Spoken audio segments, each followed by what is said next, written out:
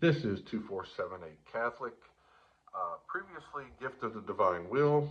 I changed the name because there's been many that's come before me that studied out Luisa Piccarreta and has used that name. Really, that's where I got that name from. And then I realized, you know what? I need to come up with my own name. Wanted to make this video because I really have trouble finding a video that just kind of gets to the point on what is living in the divine will. In the Book of Heaven, August 14th, 1917, Luisa Piccarreta gives a difference between living resigned in the divine will, which is something that you will find familiar, and then living in the divine will. The difference from a situation that you know that I believe will give the best light on what it is to live in the divine will. First, living resigned. According to my poor opinion, this means to resign oneself to the divine will in everything, both in prosperous and in adverse circumstances, looking at the divine will in all things, the order of the divine dispositions which it has over all creatures, such that not even one hair can fall from our head if the Lord does not want it so. He is content only with being what the Father wants. If he receives or asks for an order to go somewhere for the fulfillment of some business, he goes only because the Father wanted it, but in the meantime, he must take some refreshment, stop to rest, have some food, deal with people. Therefore he has to put in much of his own will, even though he goes because the Father wanted it. However, in many things he finds himself in the circumstance of doing them by himself. So, he may be far away from the Father for days, for months, without receiving specification of the will of the Father in all things. So, for one who lives resigned to the divine will, it is almost impossible not to mix his own will with it. Now contrast that with this. Living in the divine will means being inseparable, doing nothing by oneself, because before the divine will one feels incapable of anything. He does not ask for orders, nor does he receive them, because he feels incapable of going on his own, and he says, if you want me to do this, let us do it together, and if you want me to go, let us go together. So, he does all that his Father does.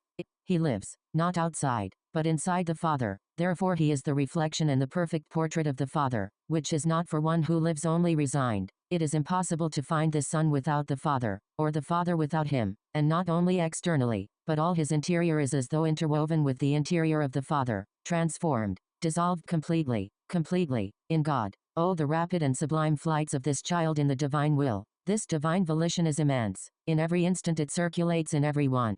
Now here's one little quick point I want you to hear. Therefore, one who lives in the divine will finds it impossible to act on his own. Even more, he feels nausea for his human operating. Okay, I gave that quick point so I could use this analogy. I was a fan of the movie The Matrix. I was always a fan of the analogy of the blue pill and the red pill. Blue pill is, you don't want to know anything about the divine will. You want to go on living your life as it is. But the red pill is, I really want to know what this is about. What is it about it that I'm just not catching? What is it going on? If I was to say I have this pill, this little teeny tiny pill will cause you to never sin again. You won't commit a mortal sin. You won't commit a venial sin. You'll lose all desire to sin if you take this pill. But of course, what are you losing if you have any attachments to this world, even the venial ones? Well, you're going to lose out that forever. The choice, the desire to want to take that pill is what it means to enter into the divine will. It's that ultimate fiat of not my will, but your will be done, Lord. It is the ultimate fiat. I don't ever really hear it explained well. What happens to me, at least, is when I take this pill, I almost immediately regurgitate it back up. Therefore, one who lives in the divine will finds it impossible to act on his own. Even more, he feels nausea for his human operating. Gross, I know.